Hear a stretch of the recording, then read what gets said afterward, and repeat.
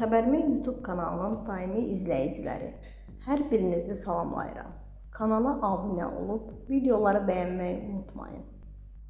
Aysun İsmailovanın boşanmaq ərəfəsində olduğu əri vəkil Ramil Vəliyev haqqında şok iddialar yayılıb. Yeni Sabah azın əldə etdiyi məlumata görə Ramil Vəliyev birinci evliliyindən olan övladları ilə səyahətə çıxdığını sosial mediada paylaşaraq izləyicilərinin diqqətini cəlb edib. Bu paylaşım sonrasında isə izləyicilər müxtəlif şərhlər yazıblar. Çoxları Vəliyevin keçmiş həyat yoldaşı ilə barışdığı və yenidən münasibətlərini düzəltdikləri barədə fikirlər səsləndiriblər. Acıq vermir, insanın ruhu açılıb, üzü gülür. Sanki bu kişini əsir götürüblərmiş. Həmişə üzün gülsün. Aysun və sən başqa dünyanın adamı idin. Acığına gəlməsin, canını yaxşı qurtardın. Öz ailənizin başında olun. Bir tor idi, düşmüşdünüz. Dəyərli Ramil bəy, siz düz seçim elədiniz, halal olsun.